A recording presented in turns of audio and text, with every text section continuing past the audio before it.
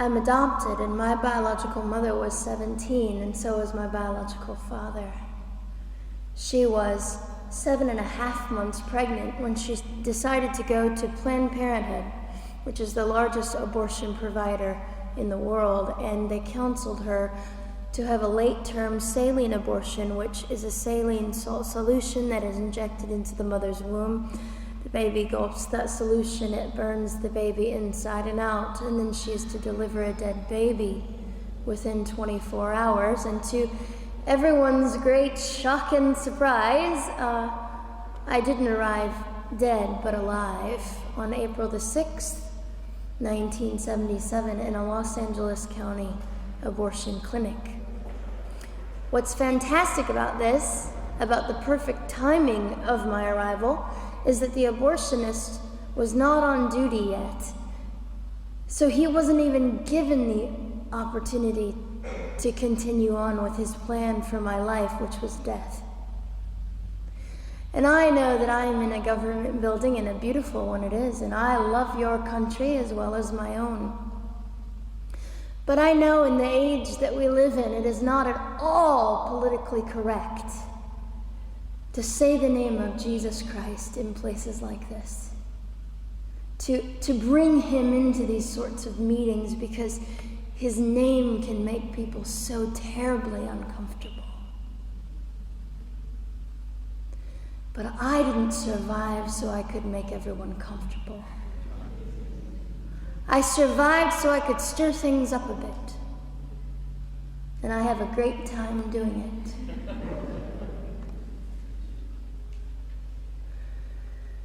And so I was delivered alive, as I've already said, after 18 hours. I should be blind, I should be burned, I should be dead.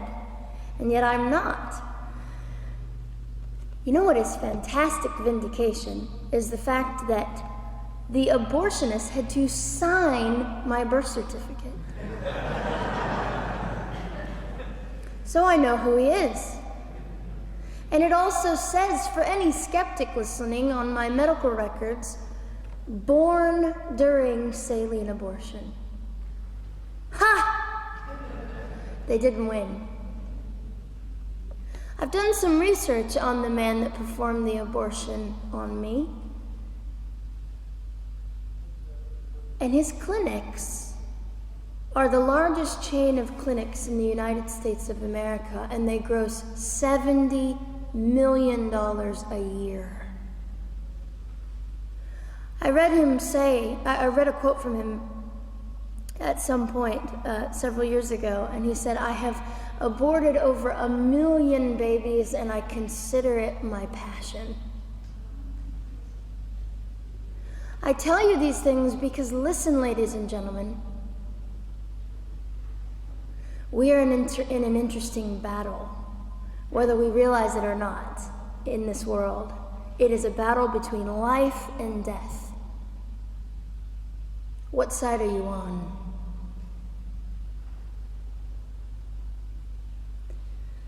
So a nurse called an ambulance and had me transferred to a hospital, which is absolutely miraculous. Generally, the practice at the time, and up until 2002, was, in my country, was to end the life of an abortion survivor by strangulation, suffocation, leaving the baby there to die, or throwing the baby away.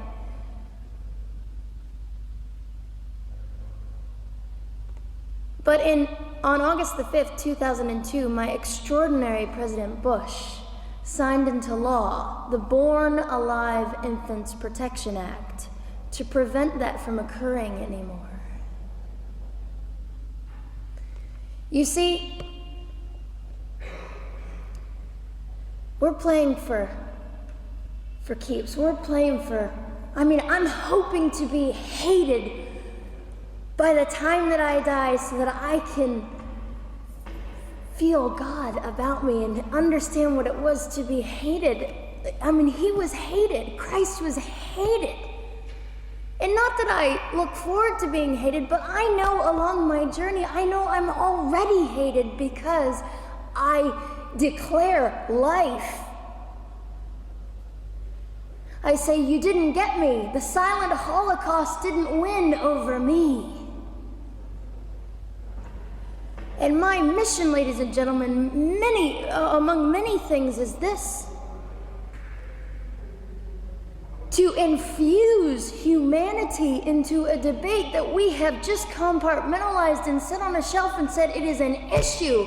We have removed our emotions. We are becoming harder. Do you really want that? How much are you willing to take, and how much are you willing to risk to speak the truth in love and graciousness and stand up and at least be willing to be hated?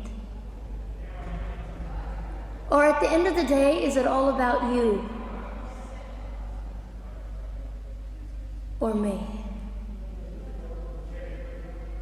And so, after that, I was placed in an emergency foster care home where they decided they didn't like me very well, and as I'm fond of saying, I don't know how you could not adore me right from the start. What is wrong with these people? But they didn't. You see, I've been hated since conception by so many, and loved by so many more, but most especially by God. I'm his girl. You don't mess with God's girl. I got a sign on my forehead that says, you better be nice to me because my Father runs the world. So after I was placed in the mean home, I was taken out of the mean home and placed into another home, a beautiful home, Penny's home. And she said by this time I was 17 months old, 32 pounds of dead weight, and diagnosed with what I considered to be the gift of cerebral palsy, which was caused directly by the lack of oxygen to my brain while I was trying to survive. Now, I am just compelled to say this. If abortion is merely about women's rights, ladies and gentlemen, then what were mine? There was not a radical feminist standing up and yelling about how my rights were being violated that day. In fact, my life was being snuffed out in the name of women's rights. And ladies and gentlemen, I would not have cerebral palsy had I not survived all of this. So when I hear the appalling, disgusting argument that we should have abortions because the child just might be disabled, oh, the horror that fills my heart.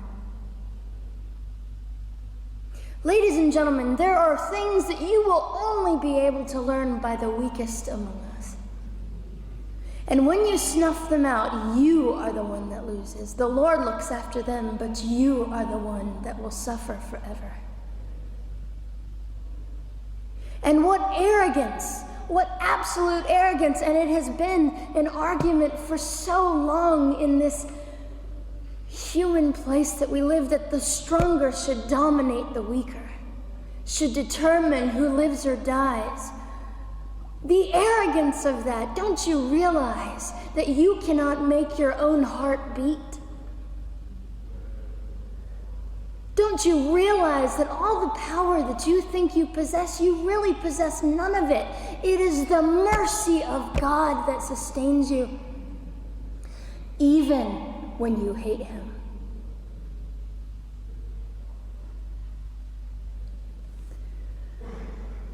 So they looked at my dear Penny and they said, Gianna will never be anything, which is always encouraging.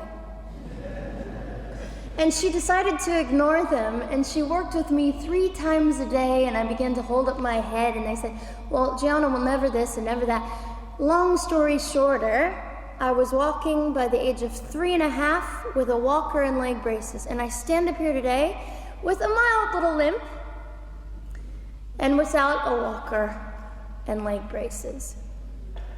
I fall gracefully sometimes and very ungracefully at other times, depending on the situation. but I consider it all for the glory of God. You see, ladies and gentlemen, I am weaker than most of you, but this is my sermon. And what a small price to pay to be able to blaze through the world as I do and offer hope. And I think in our misunderstanding of the way things work, we misunderstand how beautiful suffering can be. I don't willingly sign up for it, but when it comes, we forget. We forget that God is in control and God has a way of making the most miserable thing beautiful.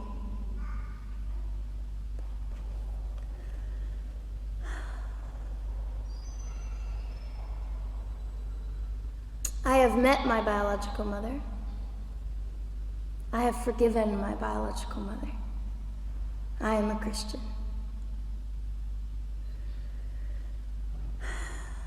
She's a very broken woman. She came to an event I was having 2 years ago, showed up unannounced, and said, "Hello, I'm your mother." And it was a very difficult day. And yet, while I was enduring all of this, you'll probably think I'm silly, but I was sitting there and I was thinking, I don't belong to you.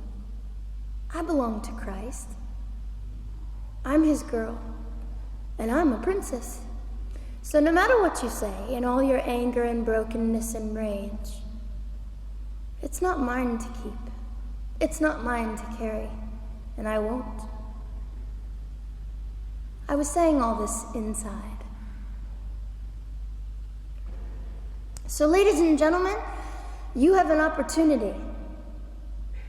But for just a brief moment, I would like to speak directly to the men in this room and do something that is never done.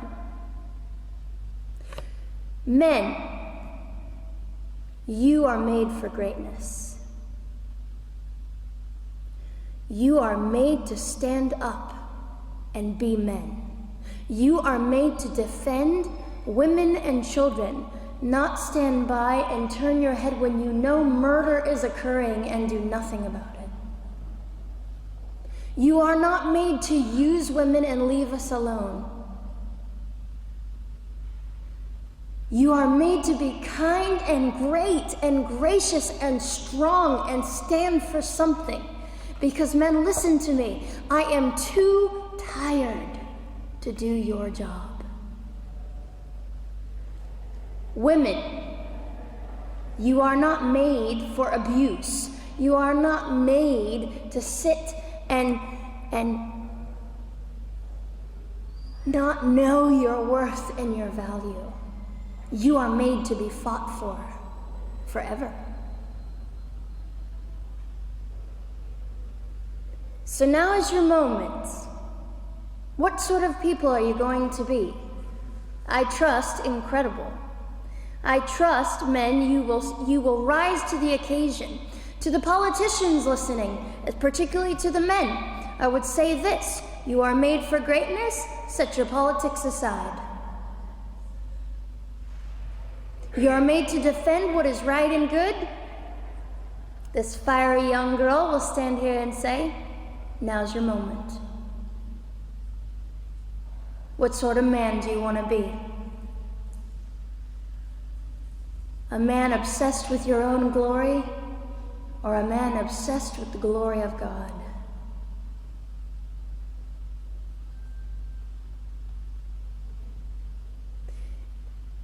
It's time to take a stand, Victoria. This is your hour. God will assist you. God will be with you. You have the opportunity to glorify and honor God in 2008. I'll just end with this. Some of you might be slightly annoyed that all I keep doing is talking about God and Jesus. But how on earth can I walk about limping through this world and not give all my heart and mind and soul and strength to the Christ who gave me life? So if you think I'm a fool, It's just another jewel in my crown. My whole intent in living here is to make God smile. I hope some of this made sense. It just came from my heart. God bless and keep you.